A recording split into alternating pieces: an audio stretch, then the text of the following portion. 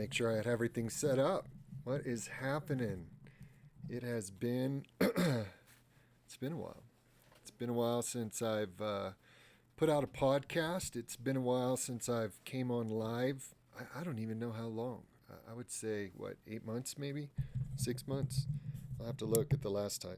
So I've been paying for all this stuff, paying for my podcasting software, paying to house my podcast, and I felt like I needed to take a break for a number of reasons. One, as many of you know, I was in school, still in school, pursuing my second master's degree in divinity.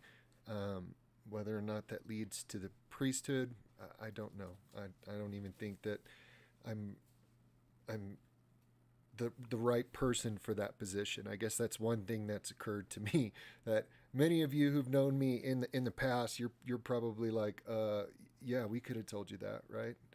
Um, but we're blind. We're blind to our own shortcomings. We're blind to our own desires that hinder us from being who we want to be, and that's why community is important. That's why not isolating yourself and engaging with other people is important, because those relationships that we have with other people are what bring out those imperfections in the crises we have together, in learning to know each other, getting to know each other through the struggle we all wrestle with in this world about our place and what we're doing and who we are and what we believe politically. And, that was one of the things. I'm not sure if anybody's watching or not, but if you're not, you know, you can always listen to the podcast at the last day's emergency broadcast. This is kind of just like dusting off after a period of break. So, I went back to school, and that was very time consuming, and also been working on another business, and then my healing business, which is not a business, it's the pursuit of my life, but um, the healing tree, and the psychedelic therapist.org, which I know causes a lot of consternation in some Christians. They don't understand why I work with plant medicine. And that's something we could talk about at a different time. But I just feel that we are living in such a historically critical time for us as people to understand truth and to understand how to combat um, destructive forces, unhealthy forces, enslaving forces in our life. And and I had to go through some of that healing myself.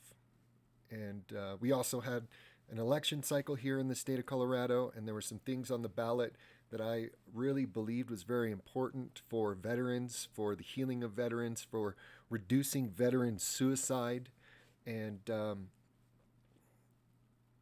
and so I put a lot of work into that as well. And so that's where I've been. But just watching what's happening in my country, and seeing that we are literally on the brink of World War III.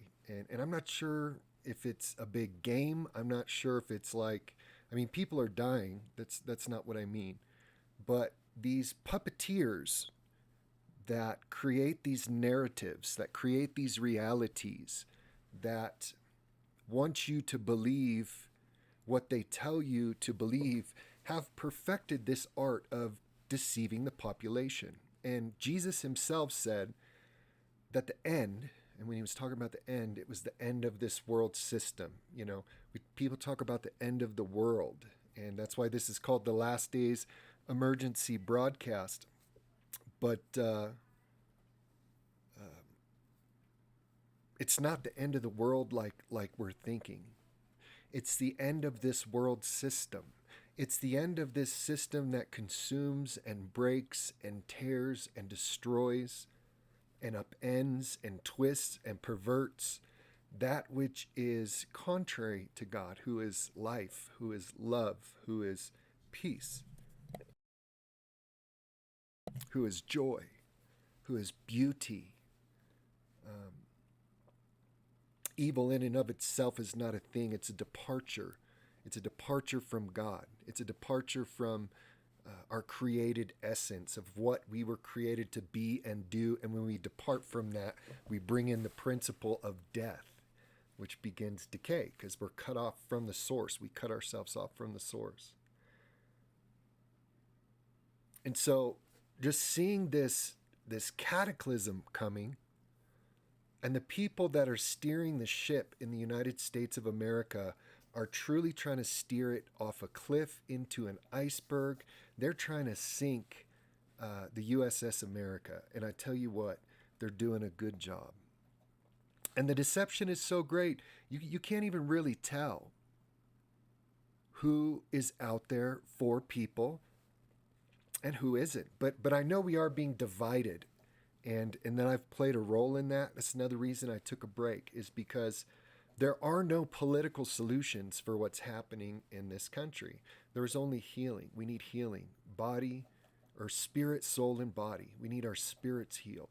We need to be able to have community again and reconnect with each other again. See, there's these forces that are trying to push us into non-reality.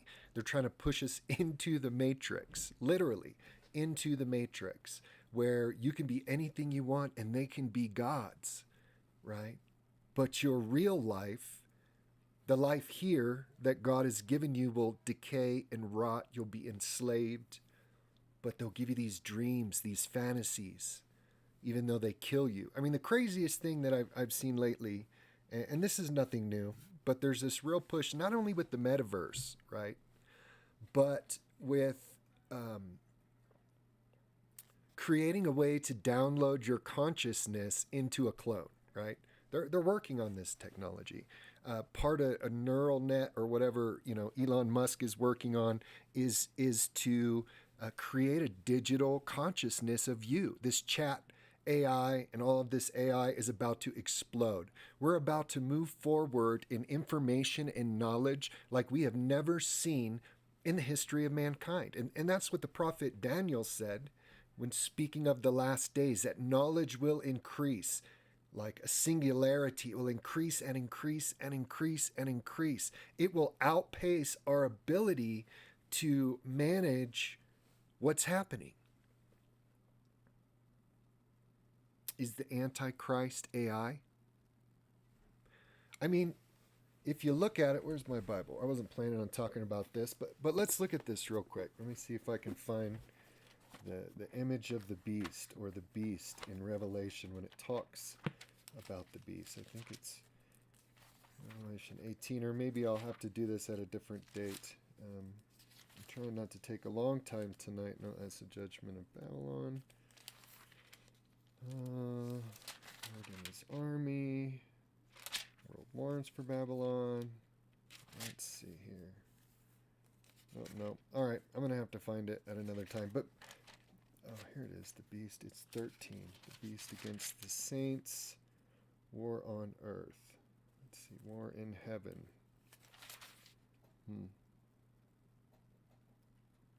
Oh, here it is. Okay. The deception. Revelation 13:11. All right, here we go. It says, "And I saw another beast come up out of the earth." He's talking about this vision. John the Apostle. He was in Patmos. He had been kicked out of Rome. He had been banished from the empire, put on this little cave on the island of Patmos with just sustenance, and he had these visions. And these visions had to do with the end of days, with the return of Christ, with the destruction of this world system, right? And so he's talking about this vision and this beast coming up out of the earth in the last days. It's gonna encompass the entire earth. People that go, I don't understand why Christians talk about the Antichrist, or why they talk about the end of the world, or any of these things. I don't even know what that means, right? Sounds kooky to me. And this is where they get it from. These prophecies of apostles. The apostles were those who Jesus chose There were 12 of them to bring Christianity, to bring the message of the kingdom, to bring the gospel to the entire earth. One of them was John, Yochanan. Okay, so he saw another beast coming out of the earth, and that beast had 2 horns like a lamb and spoke like a dragon. And he exercises all the authority of the first beast in his presence. So there's going to be like multiple beasts. It's going to be an unholy trinity in these last days. Like God is a trinity, Father, Son, and Holy Spirit. There's going to be the beast, the Antichrist, and the false prophet is what people say. But that's a whole nother subject, and I'm not getting into it. I read this recently, and I thought, So he causes those who are on the earth and those who dwell on it to worship the first beast whose deadly wound was healed. There's going to be this beast, this leader. It's going to get a fatal wound. There's going to be a fake or a real resurrection from the dead, just like Christ. And it's going to cause the whole earth to go after him. He performs great signs so that even makes fire come down from heaven on the earth in the sight of men. And he deceives those who dwell on the earth by those signs which he was granted to do in the sight of the beast. People are so thirsty for supernatural reality. I mean, look what's going on with the Protestants in their revival in I don't actually know where it's at. Somewhere in Kentucky, right?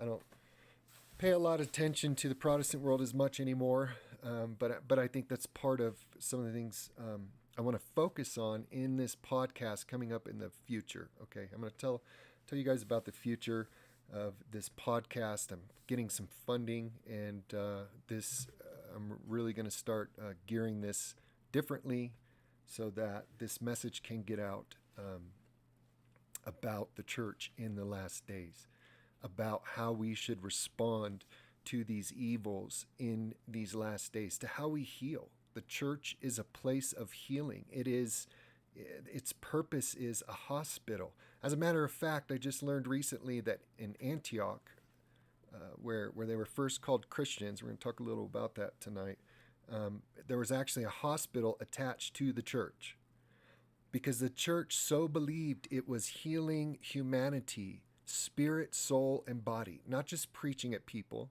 but going out there and cleaning their wounds and loving them and treating them with dignity that was Christian. It wasn't just some philosophy that you transmitted to other people. It wasn't just some stance against things that are wrong or unjust in the world, or against certain behaviors that are classified as sin that might cause destruction in people's lives. No, they went out and they loved people, and they rescued the orphan, and they took care of widows, literally took care of widows in their community, because if a woman had a husband that died and she had no one to take care of her, she'd be homeless. They'd throw her out on the street. Sometimes they'd throw them to the beast, literally. They would just take the old people and put them out in the trees so they could die from exposure or get eaten by wild animals. Anyways, getting sidetracked here. Oh, but I was saying, like with this revival, imagine if there was a man that showed up that was raised from the dead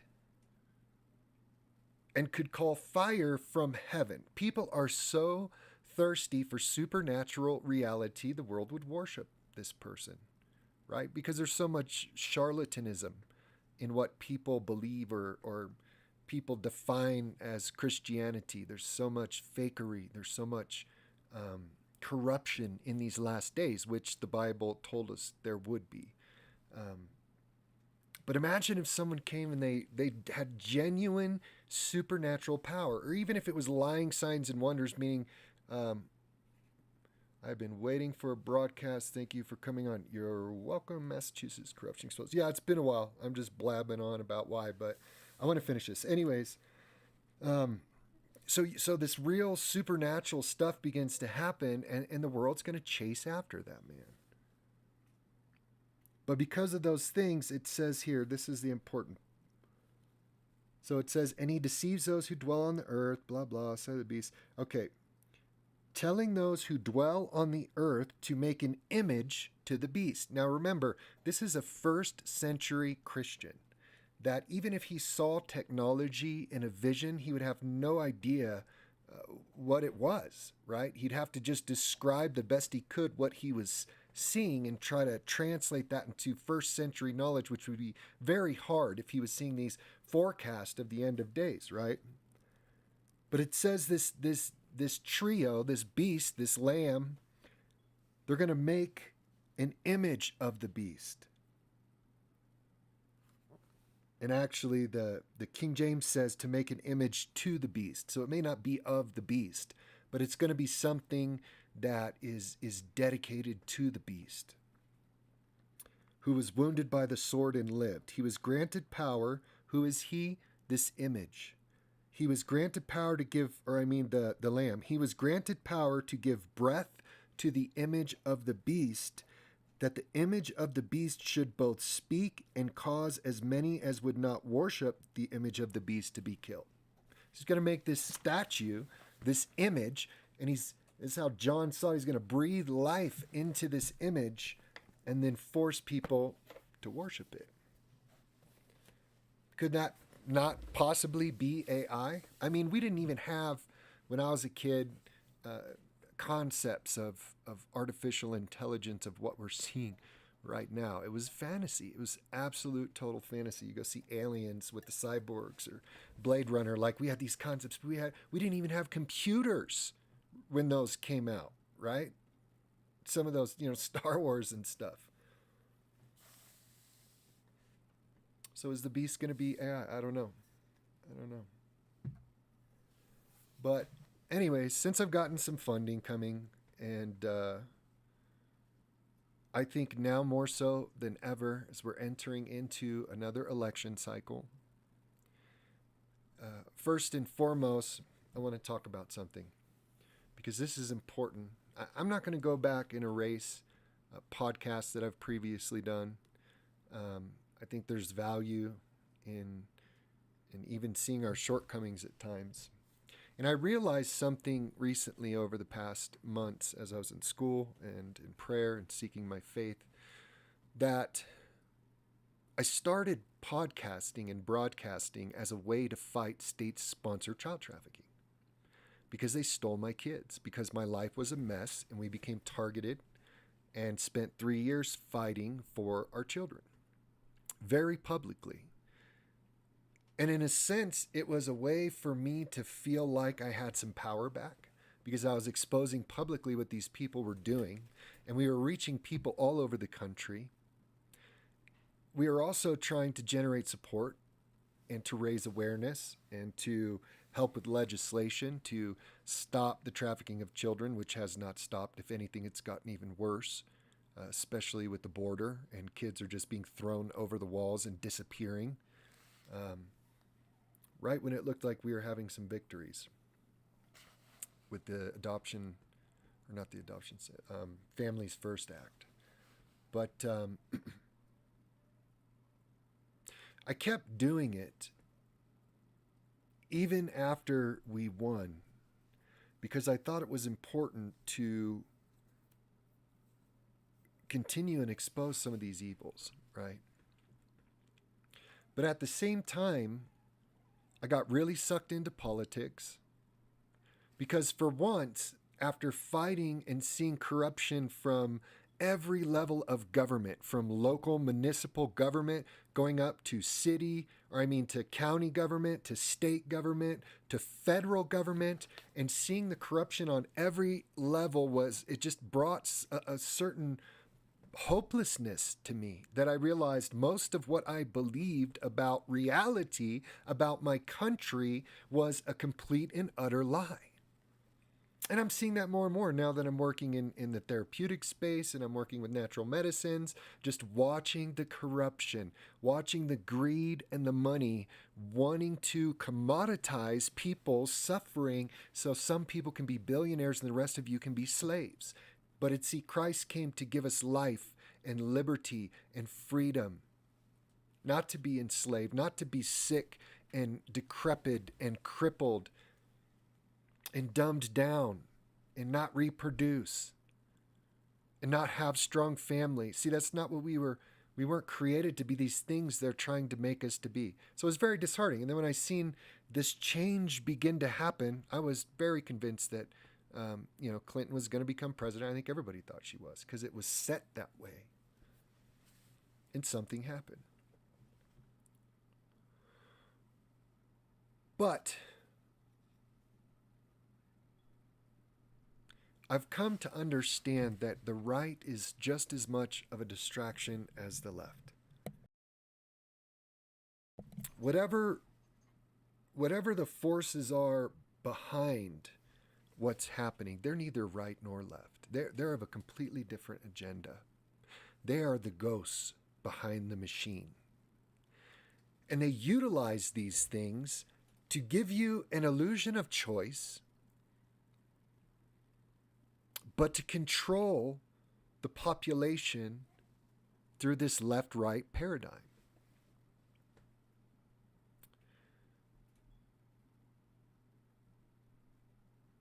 This country is being torn apart by design. People are being made sick intentionally. Our food is being poisoned on purpose. Our water is being poisoned by the same forces of people who believe that they need to depopulate the earth. That's what I believe. This antichrist system. And so the best way to fight it is to resist it through becoming healthy, becoming spiritual, building community, loving each other, healing people. And I've been trying to focus on how to do that while being honest with what's going on around me politically in the world. And so many of you know I'm an Orthodox Christian. And more than ever, I believe that the only place you're going to be able to find authentic historical Christianity without delusion about that is going to be in the Orthodox Church in these last days. There's going to be pockets of other churches, but you can see every single type of Christian denomination is plunging, free fall, having very little impact on the society, because we're going to talk about that more and more in this podcast as I get going, because it's the great apostasy. So, Lent, we're going to talk about that. And that's why I decided to restart these broadcasts at this time. Lent. What does Lent mean? You see people on TV. You saw Mark Wahlberg, Roman Catholic. He had ashes on his head. It's Ash Wednesday. Similar thing. There was a time in Christian history throughout the entire earth. It didn't matter if you were Protestant, Catholic, Orthodox. It did not matter. Everybody prepared for Lent. Lent means 40. It's a 40-day fast. In Orthodoxy, we call it the Great Fast. One thing that was crazy to me after I left evangelical Christianity is to realize that fasting is not even a practice. And if you start trying to encourage people to fast, people will be like, stop being a Pharisee, stop being a legalist. We can do whatever we want. We don't have to fast. And not even realizing that fasting is a beautiful tool. It's beautiful for our health. It's beautiful for self-discipline. It's beautiful for wrestling with our passions, to improve ourselves, to not be governed by our flesh all the time. And so for 1,000 years, when the church was one, everybody fasted for Lent. 40 days, 40, Lent. That's what Lent means. And now, the Protestants, the classical Protestants, like Lutherans and Anglicans, don't really take it that seriously. Even the Catholics, it's not a strict fast. They have fish fries on Friday. I heard a Roman Catholic priest talking the other day about how, the church used to fast really strictly and it was almost vegan and they could only eat vegetables at Lent, but we don't do that anymore. And I was like, excuse me. yeah, we do. Absolutely, we do. And just in case anybody's like, what does that mean, orthodoxy? So I got this book. Oh, it's backwards. It's called Antioch, Incarnational Theology and Ministry. So my church, my Orthodox patriarchy, I know that's a dirty word in this day and age, patriarchy. And it sounds so bad when you say it. Patriarchy. No! I know people are going to freak out that I said that word. Yes, Christianity is a patriarchal religion. It is. It absolutely is. Undeniably so. But, and I know a lot of harm's been done through patriarchy, through oppressive systems, male-dominated systems. That's not what I'm talking about. A true Christian patriarchy is beautiful, is empowering, is liberating for all, not just men. It's just not like a hustle for men. But in the first 1,000 years of Christian history, there was, like 5 main centers of Christian thought or Christian authority, and they were called the Pentarchy. Basically, there were 5 places, and it was Antioch, Jerusalem, Alexandria, Constantinople, and Rome. Those were the 5 main centers. Antioch was the oldest. If you go to the book of Acts, it even says in the book of Acts that the name Christian, people were first called Christian in Antioch. Well, guess what? We still have a church there. We still have a patriarch there, even though a lot of Christians don't even know that. And we are called the Antiochian Diocese of the Orthodox Church. We're part of the Greek Orthodox Church. It's a lot of Syrians and Arabic-speaking groups, and that's what I belong to. And so even if you go through history, you're not going to see anybody that says evil things about Antioch, except maybe down in the Arian days, some people accuse the Antiochians of kind of leaning to the side of Arius, but we solved all that with some ecumenical, I hate that word. Is that how I say it? Ecumenical councils, yes.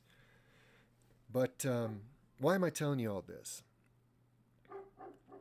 Because even though these other groups are not as serious about this period of time, that doesn't mean that you can't be.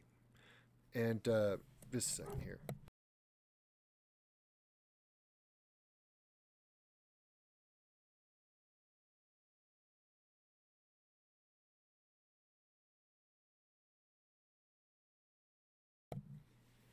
Trying to get that dog to shut up.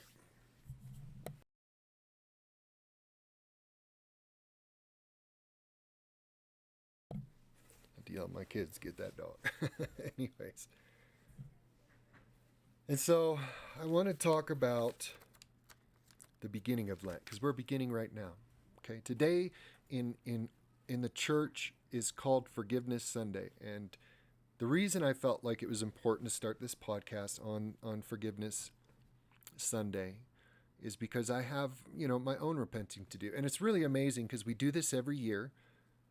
Because how can you go into a great fast? How can you go into a great spiritual work and hold things against people, or have hatred against people, or grudges against people? And so on this Sunday, it was such a beautiful thing. Tell me, Christians, evangelicals, Protestants, Roman Catholics, if you've ever seen this. Today, in my temple, the priests came out and they did exactly what all of us are supposed to do. So on Forgiveness Sunday, after liturgy, or it depends on your church, but for us it's after liturgy, you go to your brother, you go to your sister, and you say, "Brother, sister, forgive me, a sinner. Forgive me for how I have harmed you, or if I have harmed you, a sinner." It's supposed to be sincere. Obviously, people do it as a religious act sometimes, but we go to each other and we say, "Please forgive me." And the response, the proper Christian response, is supposed to say, "I forgive, God forgives, pray for me." It's very beautiful. And so the priests came out and they were all standing there, and the head priest said, "Brothers, sisters, if I have sinned against you, if I have spoken to you harshly, if I've done anything to offend you, if I failed in my duties to your families, please forgive me." And he got on his face, prostrate, and said, "Please forgive me, a sinner." Never seen a pastor do that in my life. Never seen a priest do that in my life. until I came to the Orthodox Church with utter sincerity and tears in his eyes. And then he encouraged us all to do the same. And so I wanted to say that one to my listeners. And we used to have a pretty decent following at one point in time. And then I got confused about the direction that I was going because I became Orthodox. I was baptized into the church, and it changed a lot of things for me. And then I got into the therapeutic roles in my life, and it changed a lot of things for me. But even during my political time, I know I hurt people. I know I said things that were harsh and uncaring and unloving. And so as I start this broadcast up, I wanted to do it on Forgiveness Sunday and to say, please forgive me, a sinner. If I've done anything to hurt you, if I've done anything in your life that may have done harm to you or to those who you love, if I've neglected my duties to you, if you're in that sphere in my life, please forgive me. And I would ask that you say, God forgives, I forgive. Pray for me. And so tomorrow we begin the Great Fast. And the one thing that I've been saying time and time again is that there is no political solution for America. There is only a spiritual solution. And that more than ever, we should be praying and fasting. And if you're not a Christian, you can tune this part out for a second or listen and understand what we're doing during this time. You know, we don't all have to agree to join together to create a world that's beautiful and that is just and that is kind and that is loving. Because if you're part of a system of faith that doesn't embrace those things, then it's demonic. Now, we all may define hate differently and have different opinions about Christianity, about the Bible, about religion. And part of this podcast is going to be to address some of those things, at least from an Orthodox perspective, an Orthodox convert perspective, as I continue to work towards God's work in my own life, in my own family, as we're building our property out here to be a place of healing, building a chapel out here for a place of prayer, to have our own little sanctuary space where people can come out, where they can unplug from this satanic world system that's draining everybody, just draining, and receive some healing and some peace and some grace. And so I'm going to try to do little TikToks. So you can find my TikTok. I think it's at Ancient Faith. I can't shut the here. Let me switch cameras real quick and I'll check. There I am. All right, look at that. New creation Jesus. Let me check my TikTok real quick. Because I'm going to try to do some daily devotions. I don't know how much time I'll have to be able to... All right, Mom, put your face in the center of Whoa. Okay. Yes, it's at the Ancient Faith. Christ is risen.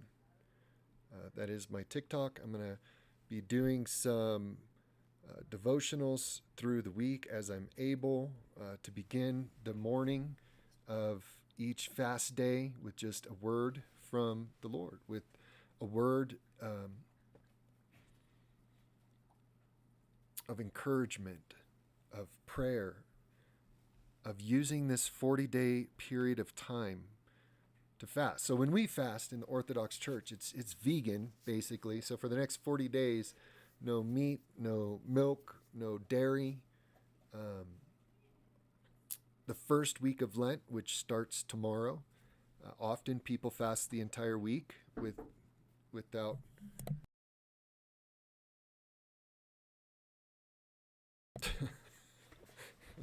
Like, what?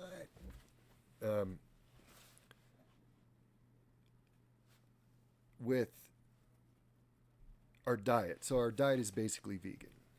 And it's a challenge. But the point is not to just be like, oh, look at me, I'm so holy. Matter of fact, we're not even really supposed to talk to people about whether or not we're fasting or Christ was very clear to take a shower and don't walk around, oh, woe is me, looking like you're fasting, to hide it well from people, to seek God's grace. The purpose is to wrestle and to prepare ourselves to receive Christ, the resurrected Christ.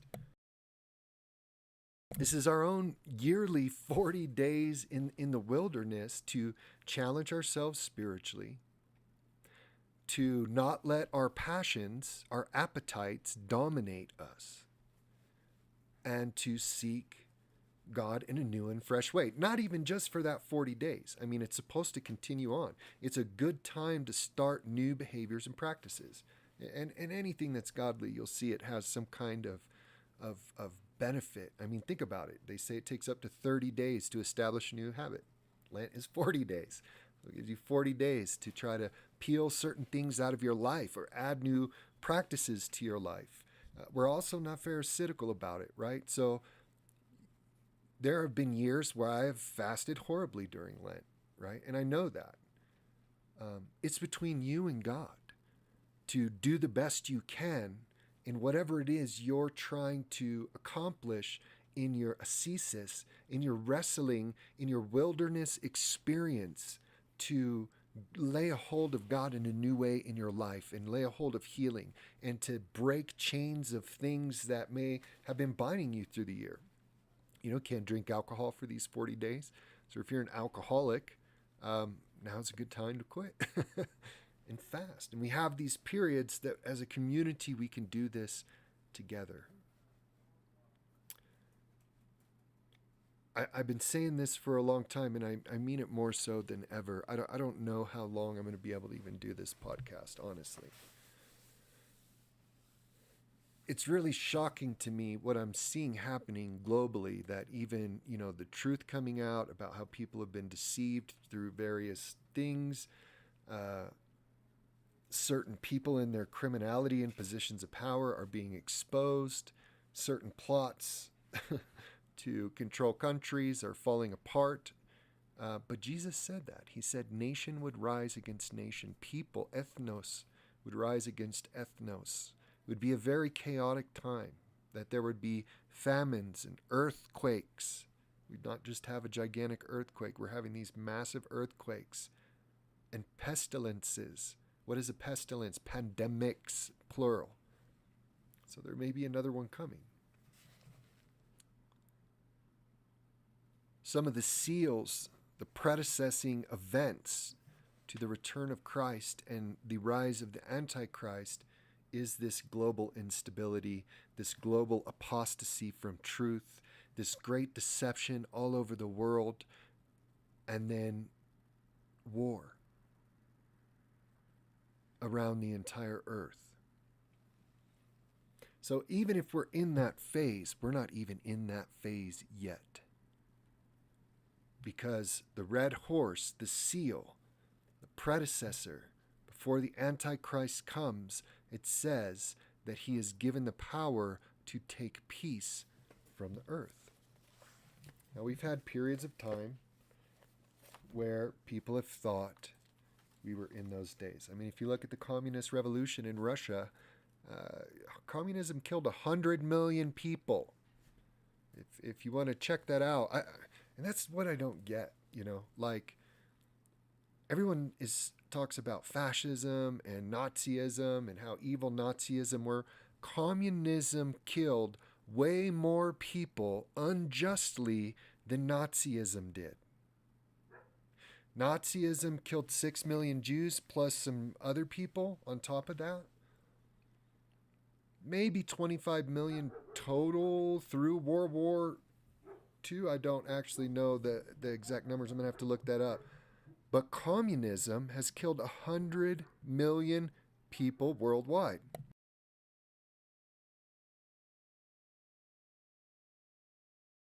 Ugh, that dog.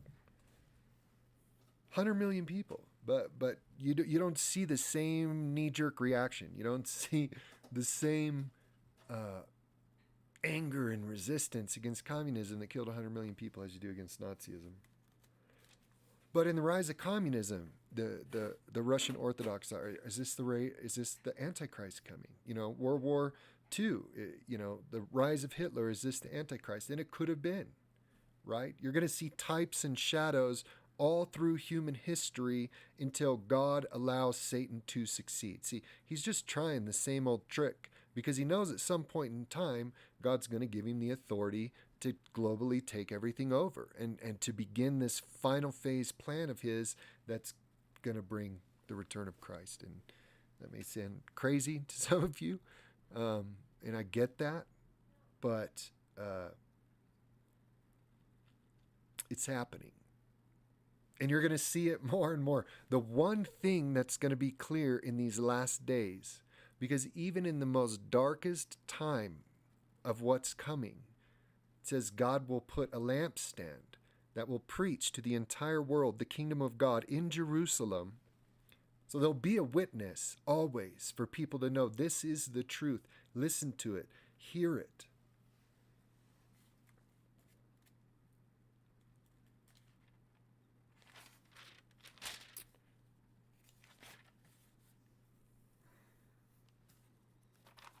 Sorry, I was trying to look up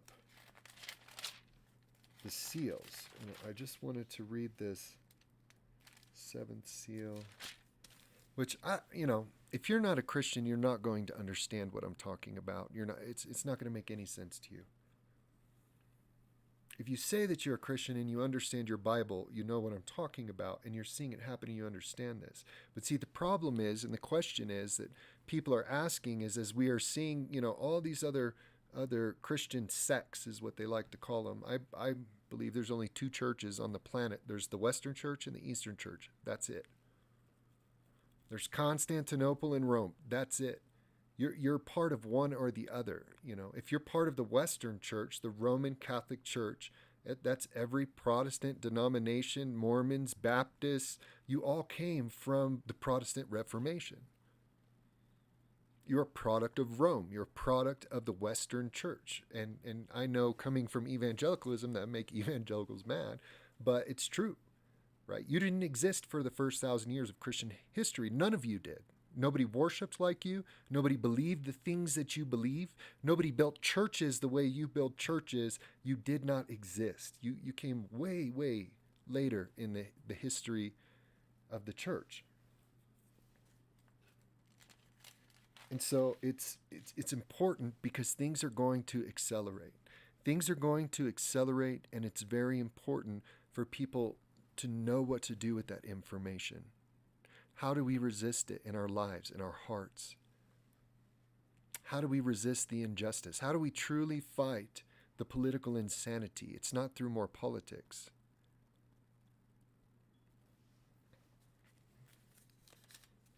All right, sorry. Seal 1, the Conqueror. So, in Revelation 6, it talks about, in this vision of John, these seals. And as these seals, there's a scroll. He sees a vision of the Lamb, which is Jesus, and he has a scroll. And then the scroll has these seals on the scroll. This is what the vision is showing. And I believe what that scroll means, it's the end of all things. It is the beginning of the end of this world system. And it says, as he's looking, everyone in heaven, it said nobody was worthy to open the scroll, and everybody was weeping. They were devastated. They were devastated that no one could open the scroll, because that meant that redemption could never consummate in humanity, that no one was worthy to begin this series and process that would bring new life to the earth.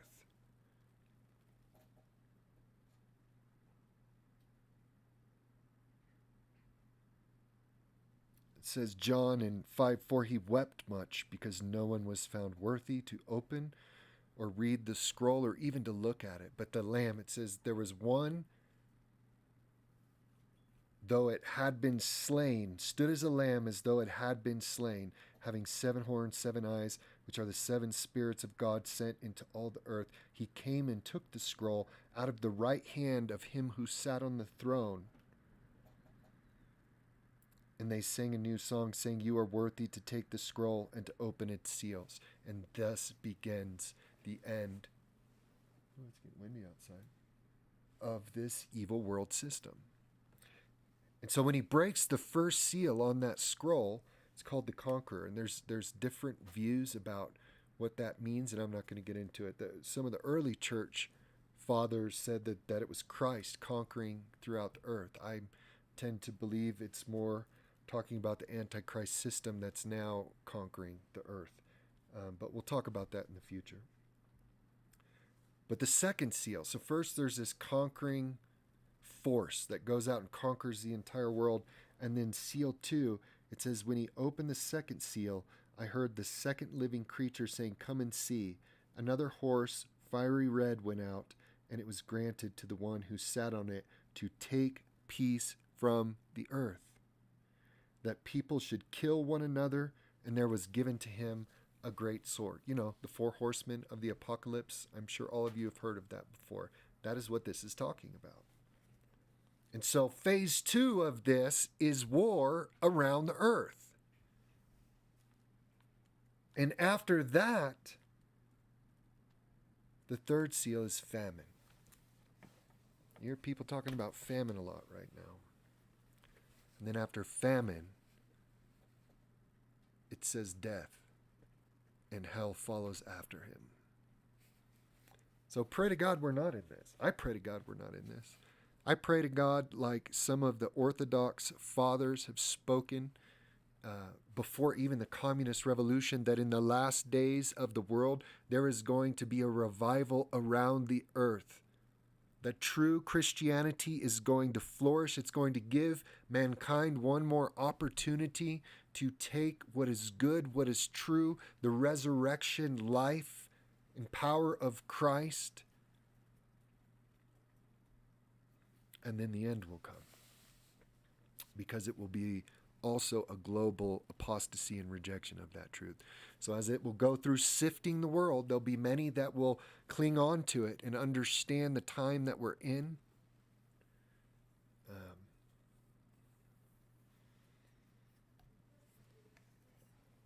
And others will get even worse.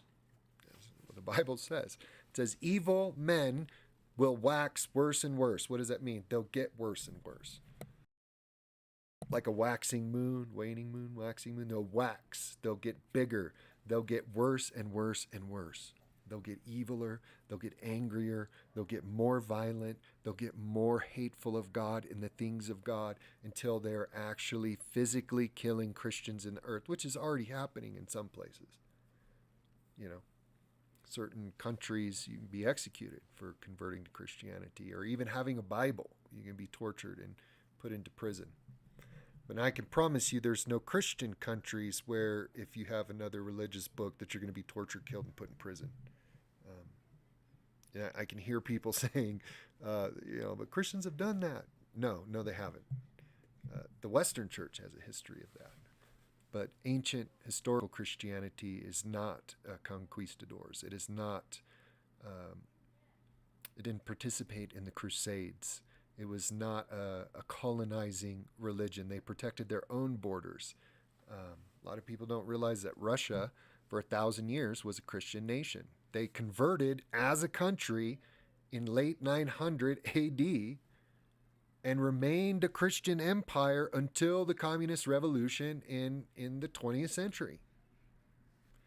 But you don't see a history of slavery there. You don't see a history of conquest there. You don't see a history of spreading the gospel through torture and murder and the sword. Because those who do that are not part of the Christian faith. It doesn't matter if they say they're Christian. Christians don't burn witches. Christians don't burn down cities of Muslims and force baptize their children. That is not a Christian practice. I don't care what name you put on it. The people who did those things were rejecting Christ and they were demonic. But then on top of that, you also have a severe perversion of history, right? Because there were times where Christians had to protect their borders from invaders that wanted to destroy the faith. And in some places they eventually did, like Constantinople. You know, the most holy. It's so funny. I see people, even in the political realm, and they talk about about Israel and how they're colonizers and America and how they're colonizers, but I don't hear one of those groups demanding that the Muslims give back the Hagia Sophia in Constantinople to the Christian people. Never heard it. I mean, if you've heard it, please send me the link because I've never even seen it, right? It's okay for that to happen. It's okay for Constantinople to fall to the sword and for the most holy church in the entire Christian historical faith to be turned into a mosque as a intentionally to declare its supremacy. Could you imagine if Americans started running into mosques in America and planting crosses? It'd be crazy. It'd be bedlam. It'd be mayhem. It would also be anti-Christian. So I'm not telling people to do that. I'm just saying. Christianity is not spread by the sword. Christianity primarily is a system of belief that believes in the incarnation of God into this world to heal humanity, to heal our sickness, our brokenness, our separation from God.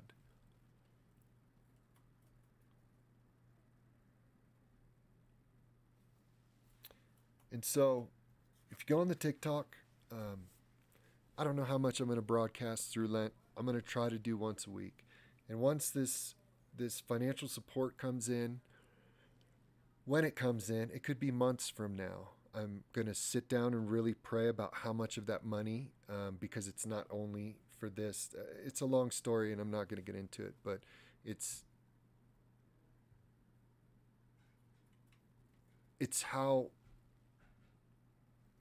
That's when I'm going to determine more what my broadcasting is going to be like, because then I'll have more means to focus on this rather than having to work 9 to 5, right? And I don't know how much time we have left. I honestly don't. And if you think I'm being dramatic, then you're obviously not paying attention.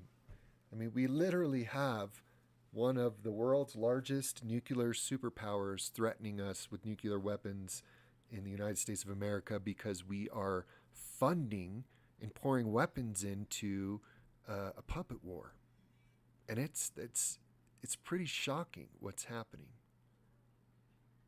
And what's even scarier is the people that thought they would get away with this are being exposed, and we're going through another election cycle in the United States of America, and they're going to recognize that if they don't do something drastic, if they lose power in this country, many of them will probably end up in prison, as they probably should be, for the murder, mayhem, corruption, dishonesty, crimes against humanity that have been happening at their hands. They played their cards hard and they lost, and they're losing. I've told you guys this before. I really believe that we were supposed to go through all of this with Hillary Clinton at the helm of our country. We were supposed to be at war with Russia a long time ago. See, she was gearing up to that war. If you go back and you watch prior to the election back around 2016, she was really going after Putin a lot publicly, right? Because they were going to do what they're doing to Russia. They were going to do it. It's part of the global plan. They cannot have a nuclear superpower that's promoting Christian traditional family values, which this may make some people mad, but I'm sorry. Like, Putin's built like they rejected atheism and communism and brought back the Orthodox Church to a place of prominence in Russia, and that really made some people mad. Putin refused to play the globalist game, refused the World Bank. There's a lot deeper things about what's going on. It's why Ukraine was overthrown in 2015, right? They overthrew Ukraine preparing to go after Russia. They had this plan in place for a medical tyranny for a long time. And they pulled the trigger on it because they didn't have a choice. We were supposed to look like Australia, like Canada, like these other countries that were just utter chaos and camps, and because we were supposed to have Clinton at the helm when all this went down. And so since they were committed to the path, they've been trying to recover. And the truth is coming out. So over these next months, I don't know what's going to happen, but I'd encourage you, if you're a Christian of any confession, to fast with us during Lent. Fast with us daily. Learn about Lent. Learn about our practice of fasting.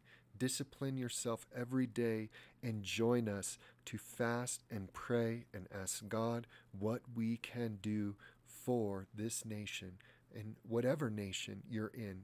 Because I know this broadcast was going in all different countries. We were getting downloads in Saudi Arabia. We were getting downloads in Ireland, downloads in South America, in Europe, in Germany, in Canada, in Australia, in Hong Kong, right? So wherever you are, to fast and pray, because if this goes nuclear, we're all going to suffer. It does not matter what your nationality, race, gender, none of that will matter.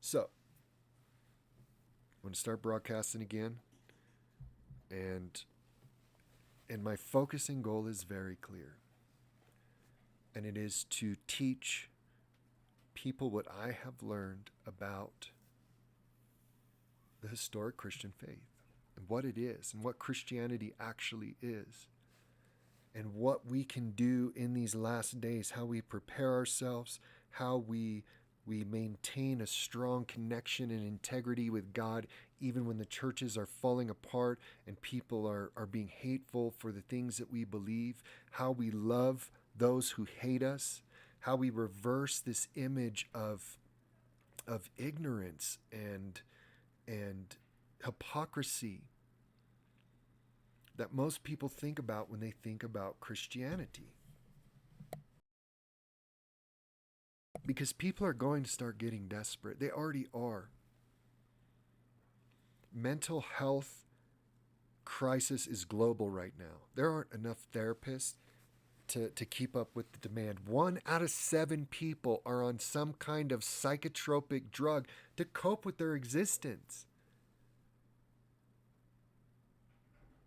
Over half the country in America are medically obese in a manner that is killing them.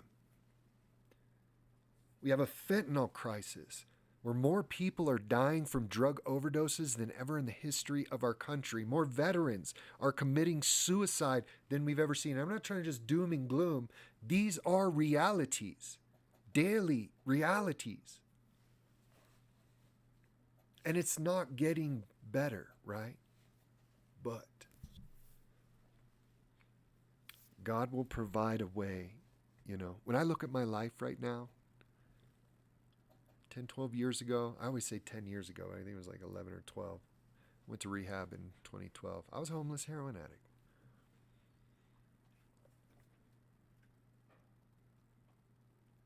Many years I struggled in the depths of hell in undiagnosed PTSD, alcohol and drug abuse, crying out to God to set me free, to heal me. And He did. It took some time, but He did. And part of that funding that's coming my way is part of that blessing that He has given me, that I want to take that blessing and pour it back into you, into the people in my life. See, some people want to build up riches. I want to build up people. I want to heal people, or let God heal people through me, right? I want to see people get the blessings that have happened in my own life, and the peace of mind, and the prosperity, and the clearness, and the hope, and the joy, and the awesomeness that is my life, even in the midst of all this chaos. Because see, it doesn't have to touch me. I know this is going to happen. This is going to happen, people. And the question is, are you going to be in the place of Egypt, where the darkness is, and the bugs are, and the death is, and the bloody water, and the chaos? Are you going to be in Goshen? Are you going to be in Christ? Are you going to be in the place where we are walking through a dark place, a burning and shining light, salt, peace, trying to help people that have no hope anymore through Christ shining through us. That's going to be the only two choices, and we're getting to that point. You're either going to have to embrace the spirit of this world and the spirit of the Antichrist, and it's going to get crazier. And so I'll go through these next few months and broadcast. We'll see what happens with these elections. We'll see what happens with this war. We'll see if famine is coming. You know, we have markers in the scripture. And the one thing we know as Christians, whether you think we're crazy or not, is that we know this world system is going to end, right? We're not going to download our consciousness into little AI robots and live forever. That's a deception. That's a deception.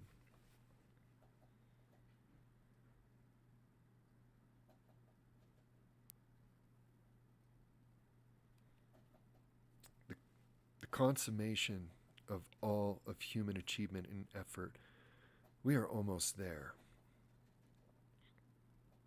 And these things were seen and predicted thousands of years ago, and we are following the game plan to the T. The one thing I don't know is where we're at in that process. But I don't foresee these forces that went all in to try to take complete governance over the entire world and push these 15-minute cities and these, QR code, pass-fail social credit score antichrist system. They haven't quit. And they're not just going to give power up because you want it back. And part of this is the judgment of, is the judgment of God. My microphone's being all weird. In the sense that we have rejected truth. We have rejected what is good, and we have turned to what is not. And then we're seeing these immense consequences of just mentally broken people in a world that's falling apart, and we still live in denial of these things. So, let's say this one more time. Brother, sister, forgive me a sinner, and pray for me. Pray for me that all which comes from me is to the glory of God and to the healing of others and to loving my neighbor, to help shine a light in these times that we're going through, where 1 out of 7 people, man, think they have to take some kind of permanently mind-damaging drug to even just get out of bed in the morning. You don't have to live that way. And things aren't just going to change and get better on their own. We need your participation. We need all of our participation to build communities of life again and to resist this spiral into self-destruction that we're seeing. So, Valerie, hey, yes, I'm live. And I'm going to be live. I'm going to try every week until the funding comes in, and then I may go to 2 or 3 times a week or even daily. It just depends. It depends on what that looks like and if I can